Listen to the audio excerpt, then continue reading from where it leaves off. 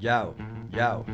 Aquí no se aborda la verdad, solo el acercamiento que la antropología da de la realidad. No es el fin colonizar, sino aprender, conocer, expander lo que a simple vista no se puede ver. Diálogos, charlas que se entablan, son varias voces las que detrás de ellos hablan. Alale a la vecina y dile que ya está arriba este podcast que coloca la antropología en un estado de divulgación, dejando atrás la presunción.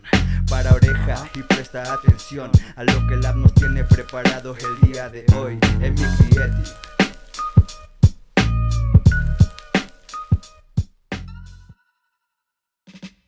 Si bien Neza es actualmente una ciudad, cuando comenzó a poblarse, pues sirvió como de alguna forma para ayudar a la sobrepoblación y al crecimiento masivo que se estaba teniendo en la Ciudad de México. Las personas recolectoras, tanto en camiones o en carretas, tienen un impacto muy importante en su identidad y en su Dentro del espacio de Neza también hay espacios un poco más urbanizados o más globalizados, y estos mismos pueden contener ciertas periferias.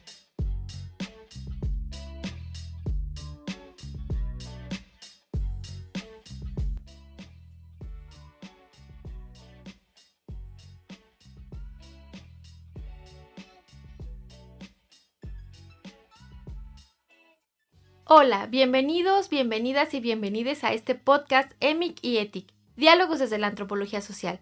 Mi nombre es Carla Ballesteros y soy la encargada del Laboratorio de Antropología Visual. Este es un proyecto para dar difusión a los trabajos de investigación del Departamento de Antropología de la UAM Iztapalapa. Estamos iniciando esta tercera temporada y tenemos una gran invitada. Ella es Isis Amara Gutiérrez Buendía. Y bueno, ella es egresada de la licenciatura en Antropología Social de la UAM Iztapalapa y se tituló con su tesis En los límites de la urbanidad, transformaciones en el trabajo dentro del tiradero a cielo abierto Neza 3 durante la pandemia por COVID-19. Bienvenida, Isis, este es un placer para nosotros tenerte por acá y dialogar sobre tu trabajo de investigación. Muchas gracias por invitarme y estoy muy feliz de estar aquí, y también muy agradecida contigo y con todos aquí por el trabajo tan bonito que están haciendo. Isis, bueno, pues comencemos con tu trabajo de investigación, que es demasiado interesante. Y bueno, a lo largo de tu tesis nos hablas de espacios y cómo se va construyendo el municipio de Nezahualcóyotl y el espacio del Bordo de Xochiaca, que es justo este lugar donde llegan los residuos y desechos. La primera pregunta es, ¿cuáles son estos límites visibles y no visibles entre lo urbano y lo rural en el proceso de globalización del espacio de Neza? Sí, si bien Neza es actualmente una ciudad, cuando comenzó a poblarse, pues sirvió como de alguna forma para ayudar a la sobrepoblación y al crecimiento masivo que se estaba teniendo en la Ciudad de México. Al comenzar a surgir nuevos movimientos económicos, sociales y políticos en la Ciudad de México, es que otras personas o familias de otros estados comienzan a acercarse a Neza para poder habitar cerca de oportunidades de empleo, de mayores ofertas educativas o los servicios que en ese momento se estaban ofreciendo en la Ciudad de México. Es así que a lo largo de todo este tiempo, pues las transformaciones en el municipio de Nezahualcóyotl fueron variadas y pues no concisas en todo el terreno, porque evidentemente es un espacio grande.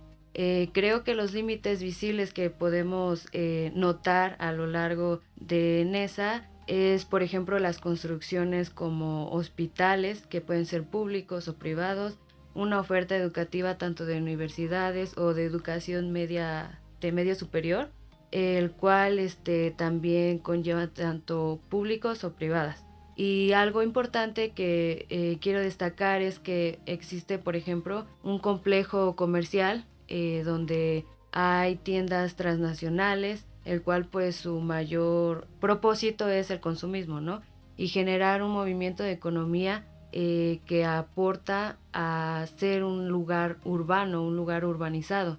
Esto podría ser en el lado visible, y de esta forma, al hacer que el entorno se modifique, es evidentemente que las relaciones se van a modificar, o las formas en que las poblaciones van a estar en su entorno, se van a desarrollar, se transforman. Y aquí vienen los límites no visibles, que son pues las relaciones sociales que provienen de todos estos cambios o transformaciones que se han llevado a lo largo del tiempo en el espacio de Neza. Por ejemplo, las clases sociales, el uso del suelo, la relación del Estado con las poblaciones y todas estas modificaciones que se dan a lo largo del tiempo y por las generaciones son como los límites no visibles.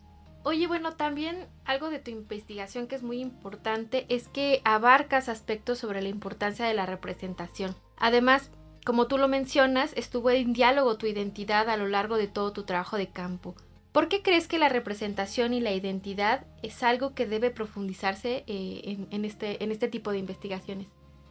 Sí, creo que es importante profundizarlo porque si bien a veces estamos muy normalizados en nuestra vida cotidiana, esto algunas veces nos puede impedir ver la diversidad que existe en los grupos sociales o en las personas que pueden estar lejos o cerca de nosotros, lejos o cerca de nosotros. Es así que creo que tomando el ejemplo de mi investigación, las personas recolectoras, tanto en camiones o en carretas, tienen un impacto muy importante en su identidad y en su representación, ya que algunos o varias familias que se dedican a trabajar en estos lugares tienen que modificar su hogar, y esta modificación en su entorno, en un entorno tan cercano como es tu casa, tu hogar o donde habitas, pues representa inmediatamente una transformación en tu identidad o en cómo te identificas, en cómo quieres que te vean, en tu representación y demás, ¿no? Creo que en esta reflexión que tomé en pensar en que esta responsabilidad de producir mis propios residuos, producir mis propios desechos y pasar esta responsabilidad a las personas que trabajan y que impacta directamente en su identidad, impacta directamente en ellos. Este trabajo es tan absorbente para ellos que definitivamente se transforma. Su vida diaria se transforma, así mismo como su habitar se transforma. Entonces creo que de alguna forma también yo me vi de alguna forma reflexiva en lo que estaba haciendo, en dónde recaía mi responsabilidad, porque me comencé a preguntar por qué pasaba mi responsabilidad dándole la bolsa de desechos a otra persona. Si bien nuestra obligación como ciudadanos es separar los residuos en orgánico e inorgánico, a lo largo de la investigación me doy cuenta que eso no es lo único que se necesita. Lleva un proceso más largo y no solamente es entregar la basura o dejarla y que ellos vayan a su disposición final. Se tiene que generar una separación, y esta separación de mover los residuos evidentemente es peligroso tanto para su salud como pues para el entorno ambiental, el entorno, el terreno en el lugar donde se realiza. Es por eso que creo que esto que está tan cerca de nosotros muchas veces puede no estar tan visible o tan claro de cómo se pueden mejorar tanto la relación como nosotros como la de ellos. Ok, oye, y bueno, pues Neza es un municipio bastante grande en cuanto a densidad de población y también en territorio. Suele considerarse periferia en la Ciudad de México. Y tú también mencionas la posibilidad de tener pues ventajas y desventajas de vivir en estas zonas. Para ti, ¿cuáles son las ventajas y desventajas de vivir en esta zona? Creo que igual algo que puedo aclarar en ese momento es que así como se considera Neza la periferia de la Ciudad de México, dentro del espacio de Neza existen lugares céntricos. No es solamente el centro y los límites, sino que dentro del espacio de Neza también hay espacios un poco más urbanizados o más globalizados, y estos mismos pueden contener ciertas periferias. Viéndolo de este modo, creo que indudablemente a comparación a lo que es la Ciudad de México, sí tiende a ser más un lugar no tan urbanizado como lo es. Y partiendo de este punto, creo que definitivamente las ventajas de habitar o de vivir en la periferia como es Neza, primero es no tener tanto caos. Evidentemente la Ciudad de México es un lugar donde existe mucho movimiento de relaciones políticas, económicas, de género, de diferentes movilizaciones, y pues este caos siempre está impregnado en el ambiente.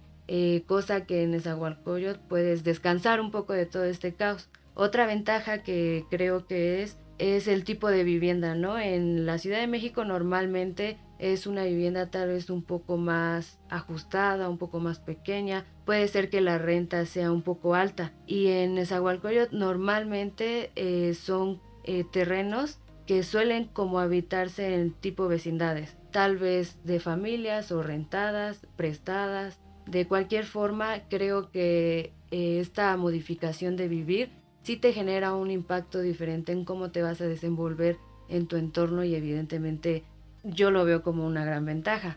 Las desventajas que puedo nombrar es primeramente la inseguridad, que si bien inseguridad hay en muchos lados, en la periferia, en los límites de lo que es Neza y la Ciudad de México, a veces suele haber una problemática de inseguridad, precisamente porque es un territorio pues que no está totalmente delimitado sobre quién pudiese gobernar en ese espacio. Otra desventaja que puedo notar es que principalmente como Neza es un lugar que busca el gobierno busca a través de este espacio globalizarlo y urbanizarlo cada vez más, el Estado busca proyectos que beneficien el lado económico y político y hacen a un lado las necesidades de la población. Es decir, hay espacios que pueden ser aprovechados para hospitales públicos, escuelas públicas, lugares de recreación, parques donde se puedan desarrollar la juventud, los niños, la niñez. Y pues el gobierno o el Estado busca un poco más elevar estos lugares urbanos, ¿no? Elevar esta mancha urbana precisamente por factores económicos. Creo que ese sí es un punto bastante de desventaja y ya. Y bueno, pues un poco podrías igual contarnos, ahora sí ya yendo un poco más al corazón de tu investigación, y cómo es que la pandemia por COVID-19 transformó el tiradero y también cómo interfirió en la recolección de residuos. Sí, primero para contestar esto, pues les voy a explicar un poco lo que era la normalidad antes de la pandemia. Existe un espacio que son varias hectáreas, el cual se llama el Triángulo Bordo de Xochiaca. Este es un espacio el cual se divide por varias hectáreas. Las más importantes es la sección NESA 1, NESA 2 y NESA 3. En la sección NESA 3 es donde yo realicé pues la investigación en cómo se generaron estas transformaciones por la pandemia.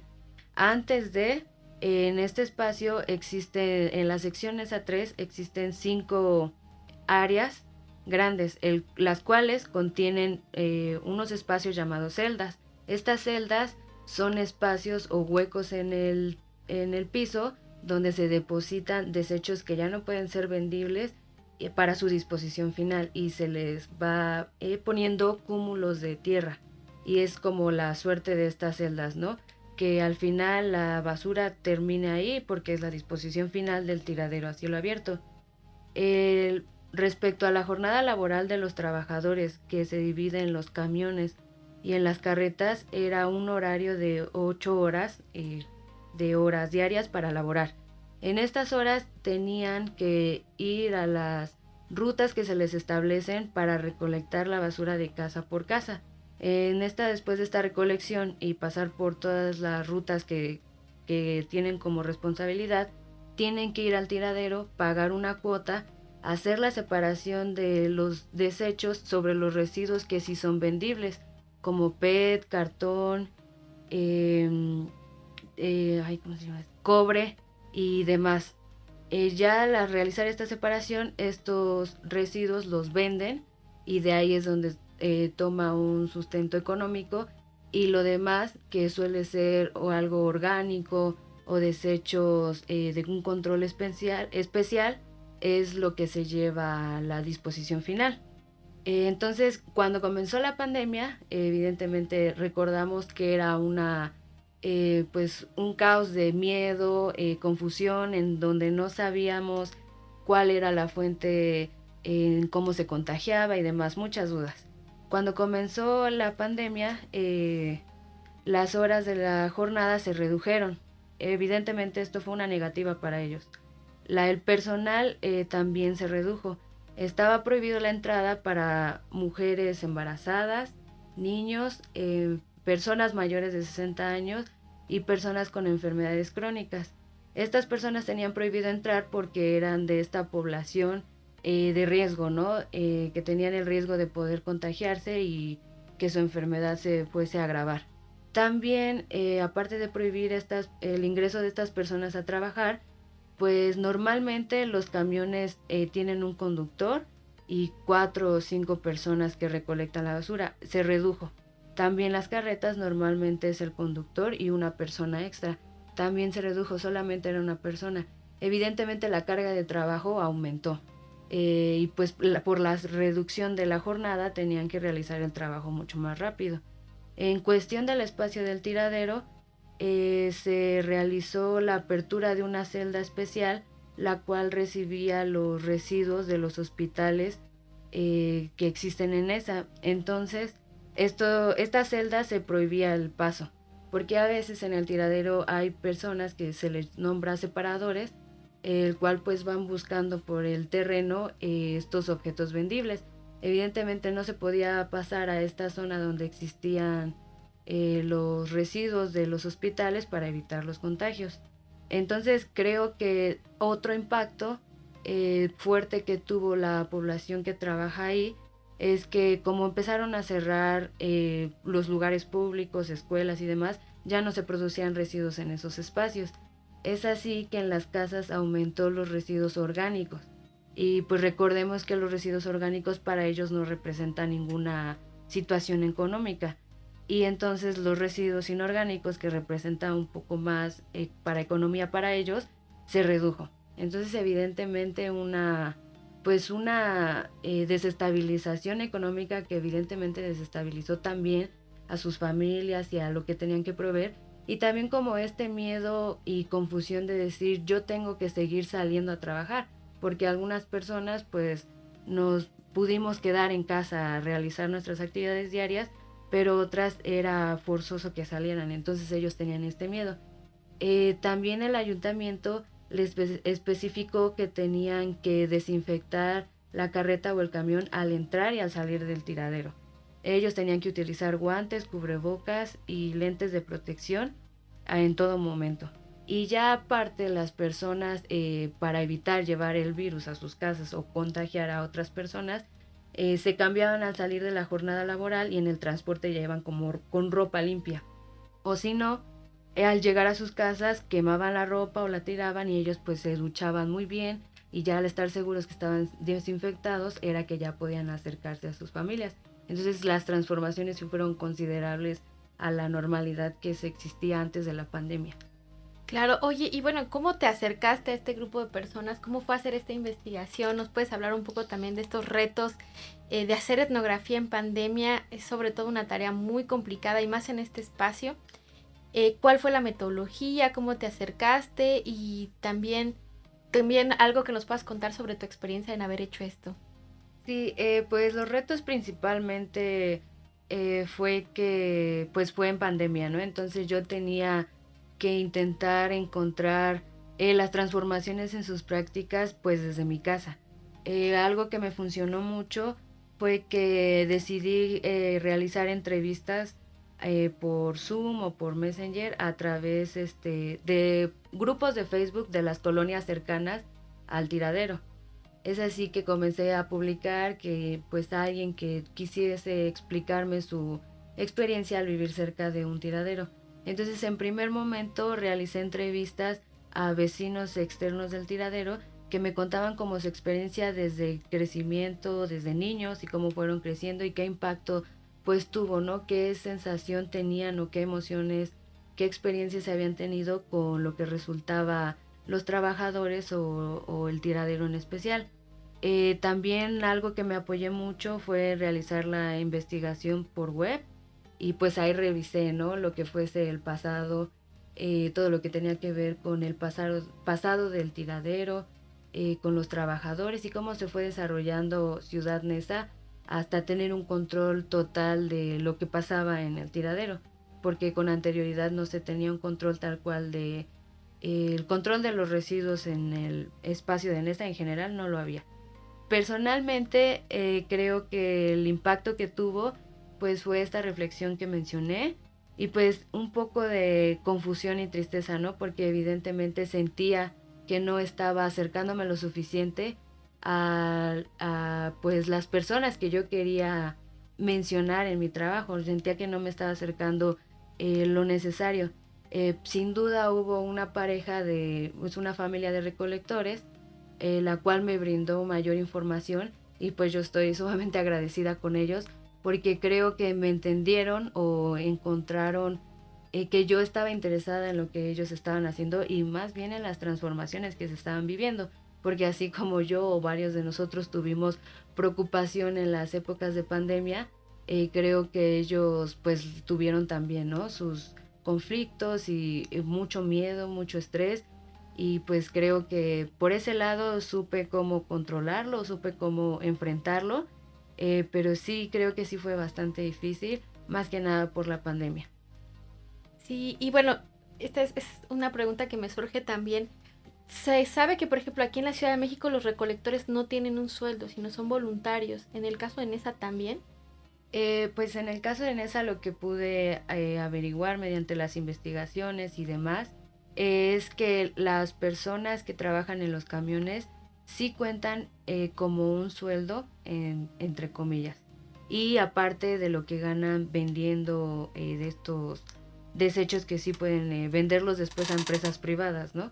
Y de las personas de las carretas, ellos sí no cuentan con ningún ingreso económico del ayuntamiento, ya que ellos tienen líderes, ¿no? Y estos líderes vienen a partir de partidos políticos, y entonces el poder no lo tiene tal cual el Estado o el ayuntamiento, no tiene un control al 100% del espacio. Entonces, sí, vaya que su economía simplemente se basa a través de lo que venden, ¿no? Entonces es un esfuerzo doble o triple o hasta más, de tener que realizar el trabajo que es pesado de recolectar la basura y aún así estar buscando los objetos que pueden ser vendibles. Es de aquí donde surge como la reflexión esta de qué tanta responsabilidad tenemos como ciudadanos de los residuos. Evidentemente la vida de hoy en día sí o sí va a generar residuos. Casi respirar genera desechos.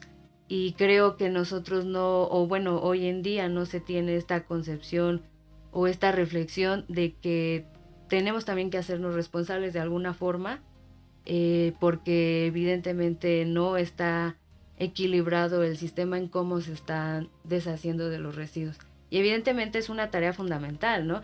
Si no hay nadie quien se haga cargo de los residuos, que mayormente tiene que ser el Estado el que promueva cómo hacer el adecuado manejo de los residuos, pues existen problemas ambientales, se tapan las coladeras, el mal olor, posibles enfermedades y fauna nociva que puede representar también un conflicto. Entonces creo que también por este sentido que es un tema delicado, un tema no muy hablado, no muy reflexionado hoy en día, es por eso que algo que noté y que quiero agregar es que el tiradero, si bien empezó a ser un espacio muy grande, se comenzó a alejar, por así decirlo. Ahora está más cerca de lo que es Texcoco y Chimalhuacán, cuando en su principio estaba más cerca de lo que era Ciudad de México y Nezahualcóyotl.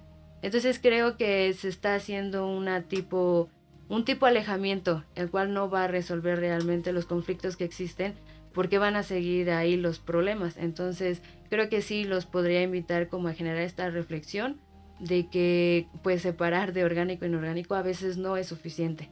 Y pues creo que también una de las preocupaciones, y que creo importante recalcar, que cuando se tiran los desechos hay que avisarle a las personas si traes vidrios, si traes plantitas que traen espinas o jeringas o demás cosas, porque ellos muchas veces suelen lastimarse físicamente.